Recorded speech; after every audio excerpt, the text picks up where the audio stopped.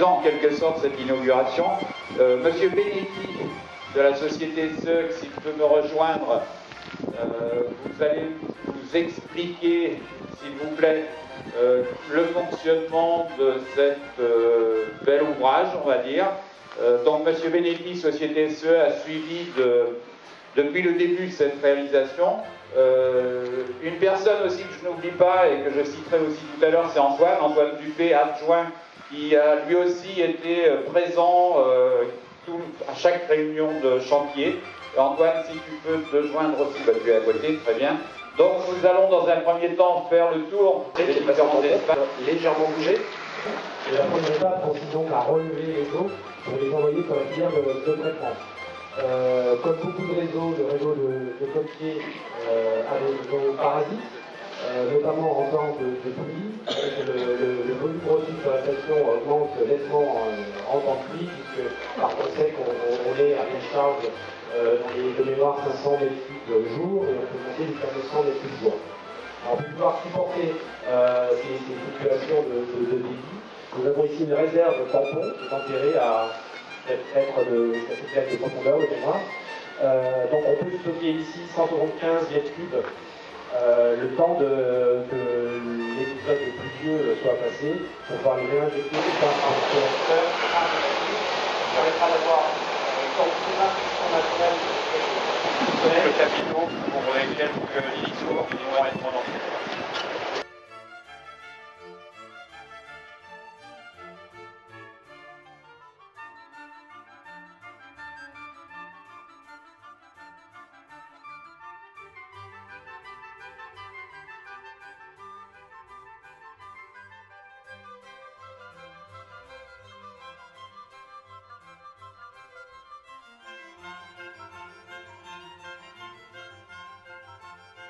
Il y a sur Côte-Pied des territoires fortement urbanisés et qui sont actuellement en assainissement autonome.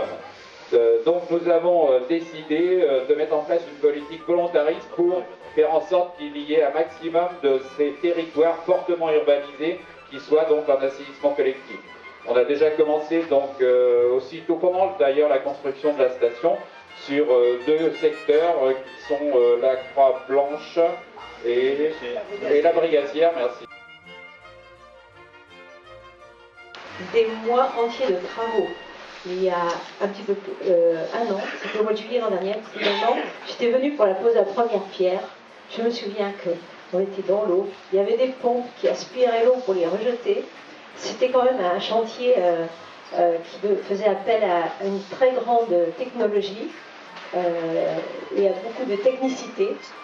Mais toute cette technologie, cette technicité, on se rend compte aujourd'hui que voilà, le résultat est là et c'est vraiment pour le service de la qualité de l'eau, de la préservation de l'environnement. C'est pas que ça aussi. Je pense que pour une commune, ça représente un budget important. Donc il y a une décision politique forte à prendre, dire oui, ben voilà, on va respecter les règles, on va se donner les moyens de. Et c'est pas forcément une démarche facile parce que là, on réalise pour 1 600 000 € quelque chose qui est clôturé, qui est caché dans la campagne, que personne ne viendra forcément visiter. Il n'empêche que c'est coûte cher. C'est une réalisation, comme l'a dit Marietta, qui n'est pas forcément très porteuse au niveau de l'ensemble de la population, parce que une salle de sport, une salle de spectacle, un équipement de loisirs, c'est toujours quelque chose qui marque davantage les esprits, mais ceci étant, la station d'épuration est absolument essentielle dans une commune qui a en œuvre des équipements, compte tenu des normes qui sont sans cesse croissantes et qui nous bloquent un peu l'évolution de ces dossiers. Et donc, ça n'est pas nos administrations locales. Aujourd'hui, les administrations, je voulais le dire à M. le sous-préfet et ses services, comme la préfecture, c'est plutôt sur l'administration centrale où on voit qu'il y a de grandes difficultés. Du reste, mon cher Jean, on attend toujours depuis plusieurs mois la réponse du ministère pour pouvoir utiliser les eaux de la station d'épuration de Saint-Gilles. Et donc, voilà. On en est là. Alors, bravo d'abord à Côte-Pied. On porte à la qualité de nos marais, mais aussi à la qualité de l'eau, la qualité de la rivière La Vie. Et donc, aujourd'hui, les rejets dans le ruisseau de l'Anou, qui est un affluent de la vie, va apporter sa contribution à cette continuité écologique, n'est-ce pas mon cher Jean, à laquelle nous travaillons sur ce syndicat de marais pour faire en sorte que la qualité de l'eau soit à la hauteur de ce que nous devons. Juste pour adresser un bouquet de félicitations, d'abord à Jean-Paul et à toute l'équipe du conseil municipal qui a travaillé sur ce projet. Je voudrais aussi féliciter les entreprises qui ont permis cette belle réalisation. Féliciter le maire une nouvelle fois